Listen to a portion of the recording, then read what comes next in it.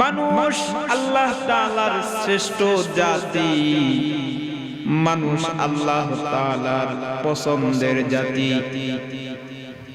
মানুষ আল্লাহ তাআলার মহব্বতের জাতি। আল্লাহ তাআলা বলেন, বান্দা বান্দা আমি তোমাকে অনেক মহব্বত করি, বান্দা তোমাকে অনেক আমি ভালোবাসি, বান্দা তোমাকে আমি আল্লাহ তাআলা শ্রেষ্ঠত্বের মর্যাদাও দেই। আল্লাহ তাআলা বলেন, বান্দা তুমি মানুষ হিসাবে আমি আল্লাহ তাআলা তোমারে যথেষ্ট পরিমাণ সম্মান দিয়েছি, যথেষ্ট পরিমাণ ইজ্জত দিয়েছি। ও বান্দা তুমি মানুষ, তুমি হলে আমি আল্লাহর কাছে শ্রেষ্ঠ জাতি। আল্লাহ তাআলা দুনিয়ার সকল মানুষকে ভালোবাসেন, সকল মানুষকে তিনি মহব্বত করেন। এজন্যই তো দেখেন না আল্লাহ তাআলা দুনিয়ার মানুষ যখন আল্লাহ তাআলার সাথে অপরাধ করে, দুনিয়ার মানুষ যখন রব্বে কারীমের সাথে বিয়াদবি করে, আল্লাহ তাআলাকে কটাক্ষ করে, এমন মানুষ দুনিয়াতে অনেক আছে না নাই? আল্লাহ তাআলার বিরুদ্ধাচরণ করে এমন মানুষ দুনিয়াতে আছে। আল্লাহ তাআলা ওই মানুষগুলাকে সাথে সাথে পাকড়াও করেন না, সাথে সাথে ধরেন না। তিনি বলেন, আমি মানুষকে ভালোবাসি, আমি মানুষকে মহব্বত করি, এই জন্যে আমার বান্দা আমারে গালি দেয়, আমি অপেক্ষা করি। আমার বান্দা আমাকে মানে না, বান্দা কখন আমাকে মানবে, আমি বান্দার জন্য অপেক্ষা করি। আমার বান্দাটা গুনাহ করে পাপাচারে লিপ্ত থাকি, আমার বান্দাটা অপরাধ করে পাপিষ্টের মতো দুনিয়াতে বিচরণ করে, এরপরেও আমি আমার বান্দাটারে নগদ ধরি না, আমি আমার বান্দাটারে নগদ পাকড়াও করি না, আমি আমার বান্দারে সুযোগ দেই। বান্দা দিনের বেলা পাপাচারে লিপ্ত থাকে, রাতের বেলা গহীন অন্ধকারে অনেক বান্দা পাপিষ্টের মতো পাপাচারে লিপ্ত থাকে। কখন আমার বান্দাটার অন্তরে আমি আল্লাহ তাআলার হেদায়েতের আলো পৌঁছে যায়, কখন আমার বান্দাটা আমি আল্লাহরে আল্লাহ বলে ডাক দেই, আমি আমার বান্দাটার জন্য অপেক্ষা করি, আমি আমার বান্দাকে ভালোবাসি, আমার ভালোবাসার বান্দা, আমার মহব্বতের বান্দা, আমার আমার শ্রেষ্ঠ বান্দা গুনাহ করবে, আমারে ডাকবে, আর আমার দরবারে চোখের পানি ফেলবে, আমি আমার বান্দার জন্য অপেক্ষমান। দেখেন আমার আপনার রব কত ধৈর্যশীল, কত ধৈর্যশীল আমার আপনার রব। তিনি আমাদের গুনাহের কারণে আমাদেরকে পাকড়াও করেন না,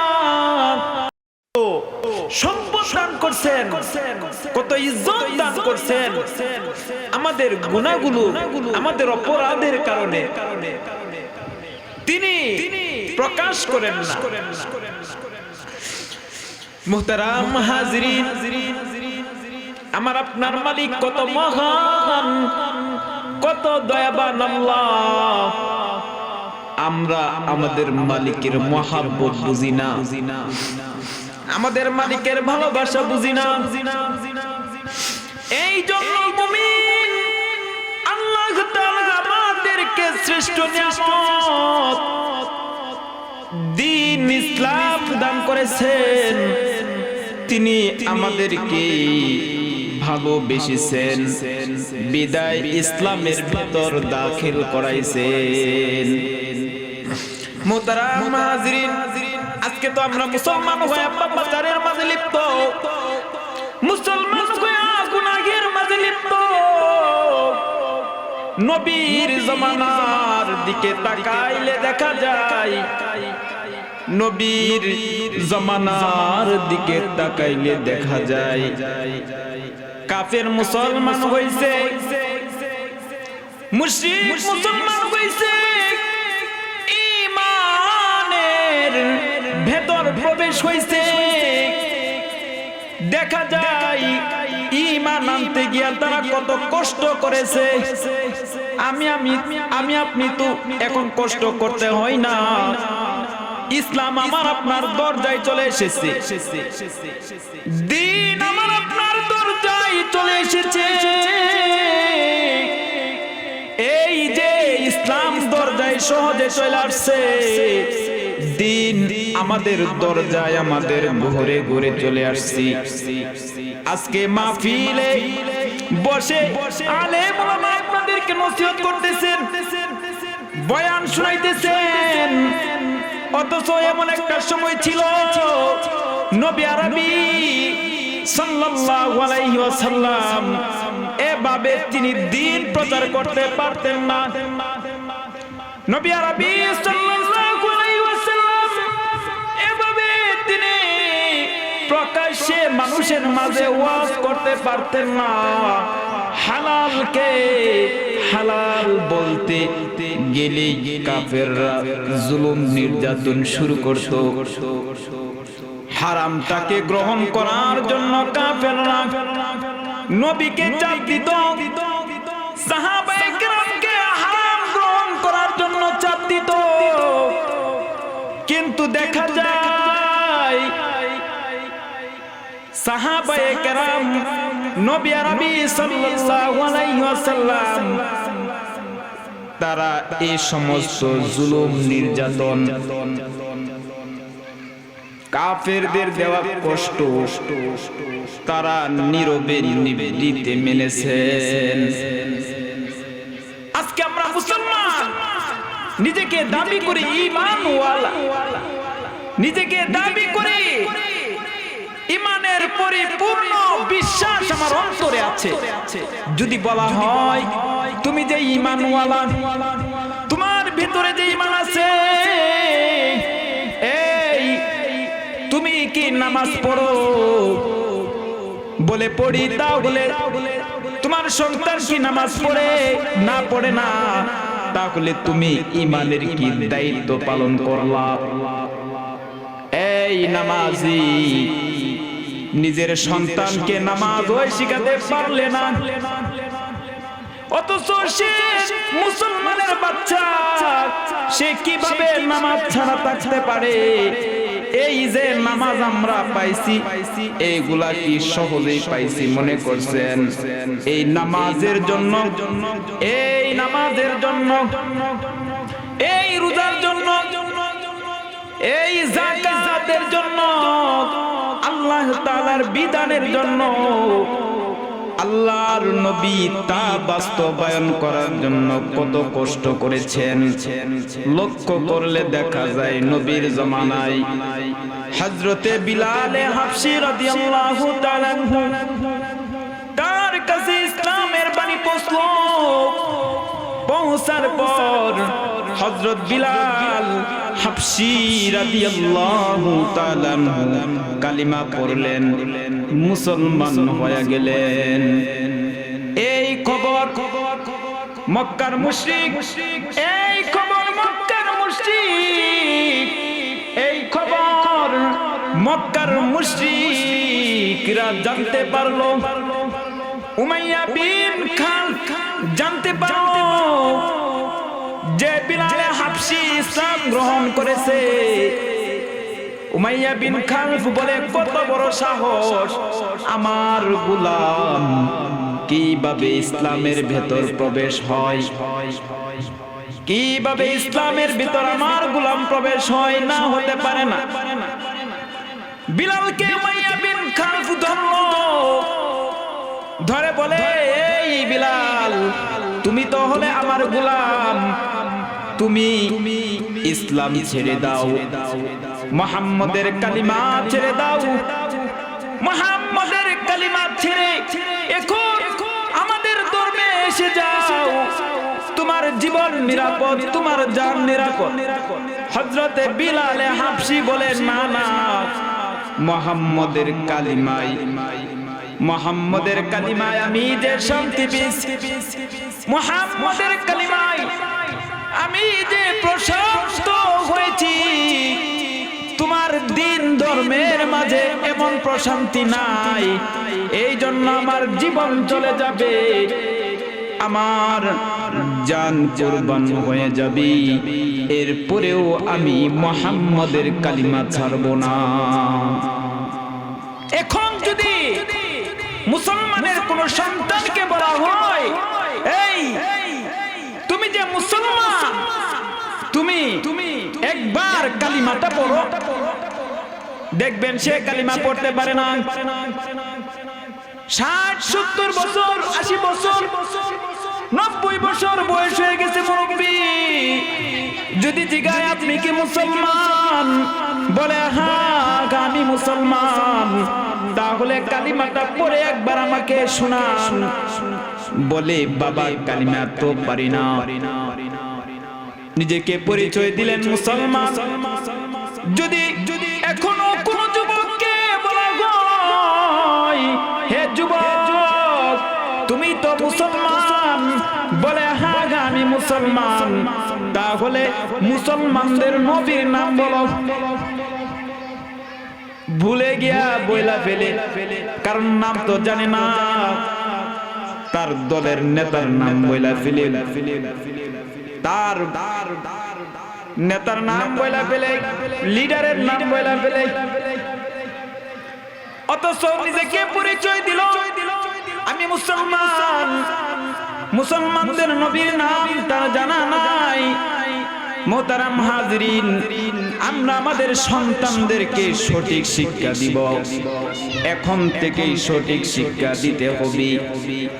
দিন তো আমরা সহজে পাইছি, ইসলাম তো আমরা সহজে পাইছি। হযরতে বিলাল রাদিয়াল্লাহু তাআলা আনহু বলে, আমি ইসলাম পরিত্যাগ করব না, ইসলাম থেকে আমি বের হয়ে যাব না। উমাইয়া বিন খালফ সেই মক্কার কাফের ছেলেদেরকে লাগায়া দিল হযরত বিলাল হাবশীর পিছনে। মক্কার কাফের ছেলেগুলো বিলাল হাবশীর গলায় রশি দিয়া টানতে লাগলো, মরুভূমিতে টেনে হেসড়ে হেসড়ে নিয়ে যায়। উত্তপ্ত মরুভূমি, এই মরুভূমিতে তারে টেনে টেনে হেসড়ে হেসড়ে নিয়ে যায়। ওই পাহাড় থেকে ওই পাহাড়ে হযরতে বিলাল রাদিয়াল্লাহু তাআলা আনহুকে নিয়ে যায়। ইসলাম গ্রহণ করার কারণে বিলাল কত কষ্ট করতেছি, শুধু এই কষ্ট না বাবা, লক্ষ্য করলে দেখা যায় যে বিলালকে গরম উত্তপ্ত মরুভূমির উপরে শোয়া দিছে। এই উত্তপ্ত বালুর উপর জ্বলন্ত অঙ্গারকে বিছায়া দিল। এমন এক পর্যায়ে বিলালকে এই অঙ্গার এবং মরুভূমির উপর শুয়ে দিছে। এরপরেও তারা বলে, বিলাল ইসলাম ত্যাগ করবা কিনা বলো। বিলাল বলে, না না করব না, কারণ তখনের ইসলামটা বাবা এত সহজ ছিল না, এত সহজ ছিল না। বিলালের হাত পা বাঁধা, যে শরীরের শক্তি সঞ্চয় এনে কাফেরদের থেকে সে আলাদা হবে এমন শক্তি তার ছিল না। অবশেষে বিলালের বুকের উপর পাথর চাপা দিল, গরম ভারী পাথর চাপা দিয়া বলে, বিলাল এখন বলো ইসলাম ছাড়বা কিনা? হযরতে বিলাল রাদিয়াল্লাহু তাআলা আনহু জ্ঞান হারিয়ে ফেললেন, জ্ঞান হারিয়ে ফেললেন। হযরত বিলালের হুশ এলো। উমাইয়া বিন খালফের দুষ্ট ছেলেরা বলে, হয়তো ঈমান ছাড়বা, নয়তো এভাবেই কষ্ট পেতে পেতে মরবা। হযরত বিলাল বলে, আমার জান চলে যাই যাক, আমার কোনো সমস্যা নাই, আমার জীবন চলে যাইবার যাক, আমার কোনো সমস্যা নাই। আর বিলাল বলে, আমি লা ইলাহা ইল্লাল্লাহ, আমি লা ইলাহা ইল্লাল্লাহ পড়েছি, তা আমি কখনো পরিত্যাগ করব না। বিলাল মুখ থেকে উচ্চারণ করে আহাদ আহাদ আহাদ লা ইলাহা ইল্লাল্লাহ।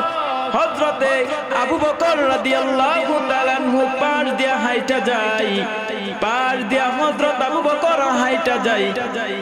বিলালকে দেখে তিনি ব্যথিত হলেন এবং বলেন, বিলাল তুমি আস্তে আস্তে আহাদ বলো, আস্তে আস্তে কালিমা লা ইলাহা ইল্লাল্লাহ পড়ো। হযরতে বিলাল আপনি বলে, ওগো নবীর সাহাবী আবু বকর, তারা যখন আমাকে জুলুম নির্যাতন করে, আমাকে যখন রিমান্ড দেয়, তখন তো আমার কষ্ট হয়, তখন তো আমার দুঃখ হয়।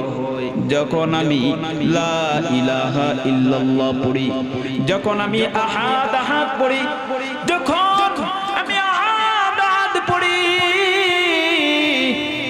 আল্লাহু আকবার যখন বলি, তখন কাফেরদের দেওয়া কষ্ট, কাফেরদের দেওয়া দুঃখ নিমিষে শেষ হয়ে যায়। সুবহানাল্লাহ। তারা কেমন ঈমান আনছিল, আর আজকে তো মুসলমান দেখা যায় নিজের ঈমান নিজে বিক্রি করে দেয় মুহূর্তে। যদি বলে কেহ যে এই তোমাকে 5 টাকার চা খাওয়াবো, বলো আল্লাহ মানি না।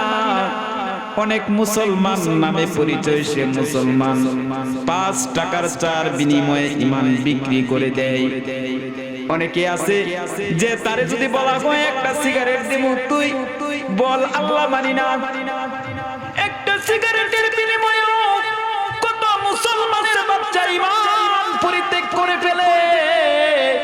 তাহলে দেখা গেল এখনের দিনের মুসলমান ঈমানের গুরুত্ব বুঝে না, কারণ তারা তো ঈমান আনতে গিয়া কষ্ট করতে হয় নাই, তারা তো ঈমান আনতে গিয়া তাদের শরীর থেকে রক্ত বের করে নাই, তাদের বাপ দাদাও ঈমানের জন্য মেহনত করে নাই, তাদের বংশরাও ঈমানের জন্য মেহনত করে নাই। অথচ দেখা যায় যে আগের জমানার মুসলমানরা ইসলামকে প্রচার করার জন্য, মানুষকে ঈমানের গণ্ডির ভেতর আসার জন্য, আনার জন্য কত কষ্ট, কত মুজাহাদা করেছেন। আজকে আমি তুমি ঈমান বুঝি না বাবা, আমি তুমি ঈমান বুঝি না মা। আজকে যদি কোনো মাকে বলা হয়, মা তোমার মেয়েকে পর্দা করাও, মা বলে পর্দা কি? মুসলমান মা পর্দা বুঝে না, সন্তানকে কিভাবে ইসলাম শিখাইবে? যদি বলা হয় ছেলেটাকে ইসলাম শিখাও, তাহলে অনেক মা দুনিয়ার প্রেমে পড়ে, অনেক বাবা দুনিয়ার মহাব্বতে পড়ে ছেলেটাকে ইসলাম শিখাই না। এই জন্য মুহতারাম হাজরিন, আমাদের সবাইকে ঈমান শিখাতে হবে।